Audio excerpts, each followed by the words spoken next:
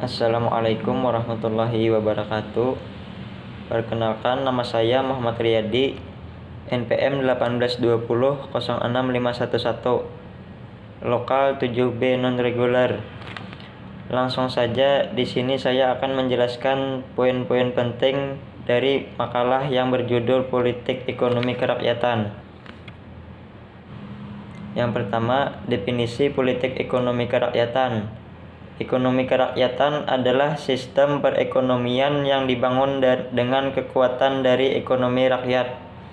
Ekonomi kerakyatan merupakan suatu kegiatan ekonomi yang bisa memberikan suatu kesempatan bagi masyarakat lain untuk bisa berpartisipasi sehingga perekonomian tersebut bisa terlaksana dan dapat berkembang dengan baik. Sistem ekonomi kerakyatan berlaku di Indonesia sejak terjadinya reformasi di Indonesia pada tahun 1998. Sistem ekonomi kerakyatan ini pertama kali diterapkan oleh Dr. Andes Muhammad Hatta. Gagasan ini adalah suatu konsep politik dalam bidang ilmu perekonomian, di mana pusatnya adalah rakyat. Adapun sistem ekonomi kerakyatan sendiri merupakan suatu kegiatan ekonomi yang dikerjakan oleh rakyat dengan mengelola berbagai sumber daya ekonomi secara swadaya, tergantung pada tingkat apa saja yang bisa mereka usahakan dan mereka kuasai. Kegiatan ekonomi ini lalu diwujudkan dengan hadirnya usaha mikro, kecil, dan menengah atau biasa disebut dengan UMKM di 3 sektor, yakni primer, sekunder, dan tersier. Sektor primer yang dilakukan UMKM meliputi pertanian, perikanan, dan juga peternakan. Sementara itu, sektor sekunder di dalamnya mencakup pengolahan pasca panen, industri makanan, dan juga usaha kerajinan tangan. Terakhir, di dalam sektor tersier, UMKM bisa melakukan berbagai kegiatan perdagangan dan juga jasa untuk memenuhi kebutuhan dasar. Yang kedua, ciri-ciri politik ekonomi kerakyatan. Di dalam proses pelaksanaannya, ekonomi kerakyatan juga mempunyai ciri khas tertentu yang tidak dimiliki oleh sistem ekonomi lainnya, yaitu yang pertama, mekanisme pasar yang berkeadilan menjadi tumpuan dengan menjalankan sistem persaingan yang lebih sehat.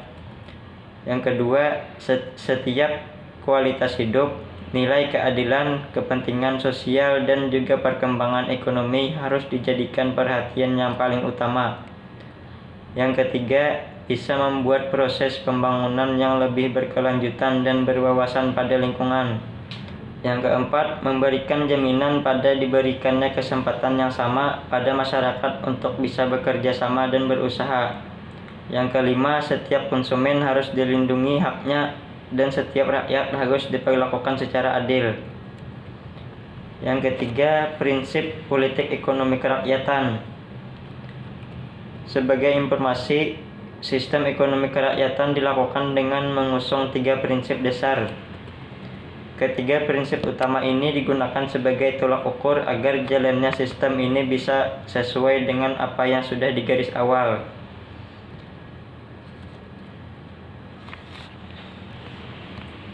Ketiga prinsip dasar dari sistem ekonomi kerakyatan ini sendiri sudah tercatat di dalam pasal 33 Undang-Undang Dasar 1945, yaitu A. Perekonomian disusun sebagai usaha bersama berdasarkan atas asas kekeluargaan. Pasal 33 Undang-Undang Dasar 1945. B. Cabang-cabang produksi yang penting bagi negara dan menguasai hajat hidup orang banyak dikuasai oleh negara. Pasal 33 ayat 2. C. Kekayaan alam yang terkandung di dalamnya dikuasai oleh negara dan dipergunakan sebesar-besarnya untuk kemakmuran rakyat. Pasal 33 ayat 3. Jika dilihat dari ketiga prinsip dasar tersebut, dapat disimpulkan bahwa sistem ekonomi kerakyatan sendiri sejatinya ingin mampu merealisasikan kedaulatan rakyat dalam hal ekonomi negara, Untuk itu, negara berperan penting dalam sistem ekonomi yang satu ini. B. Tujuan politik ekonomi kerakyatan. Tujuan dari politik ekonomi kerakyatan yaitu sebagai berikut. A. Bertujuan membangun negara yang berdedikasi dengan ekonomi yang berdaulat secara politik dan juga mempunyai suatu kepribadian yang berbudaya. B. Bertujuan untuk mendorong pendapat masyarakat supaya merata. C. Untuk bisa mendorong suatu pertumbuhan ekonomi yang saling berkesinambungan. D. Bertujuan untuk meningkatkan suatu efisien perekonomian nasional.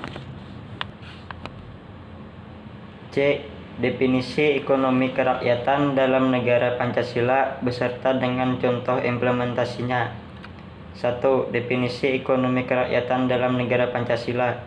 Sistem ekonomi Pancasila mengatur hubungan koordinatif antara manusia satu dengan yang lain dalam kehidupan bermasyarakat. Dalam usaha memenuhi kebutuhan hidupnya, kebutuhan ini ada 3, yakni kebutuhan material, sosial, dan moral.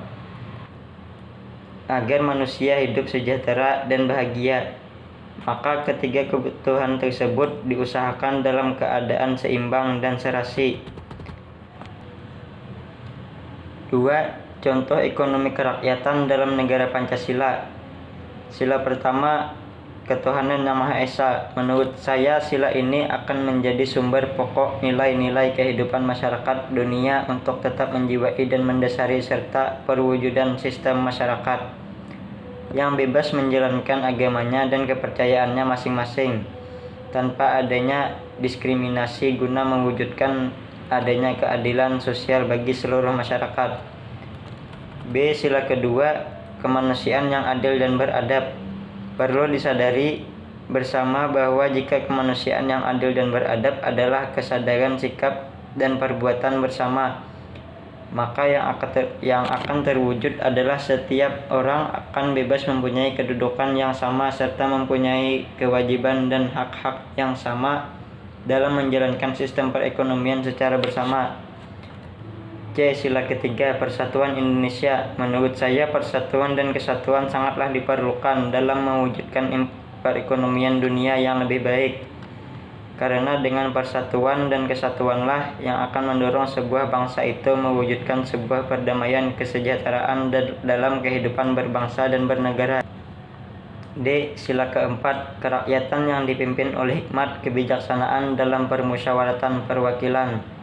Dalam hal ini, segala keputusan yang diambil untuk menjalankan perekonomian sebuah negara haruslah secara bersama dengan selalu mengutamakan kepentingan rakyat dan dilaksanakan dengan sadar, jujur, dan tanggung jawab. E. Sila kelima, keadilan sosial bagi seluruh rakyat Indonesia. Hal ini berarti bahwa orang yang berdiam diri di dalam sebuah negara haruslah mendapat perlakuan yang adil, baik dalam bidang hukum, politik, ekonomi, maupun budaya. Sila keadilan sosial adalah tujuan dari 4 sila yang mendahuluinya, merupakan tujuan bangsa Indonesia yang perwujudannya adalah tata masyarakat adil dan makmur dan berdasarkan Pancasila.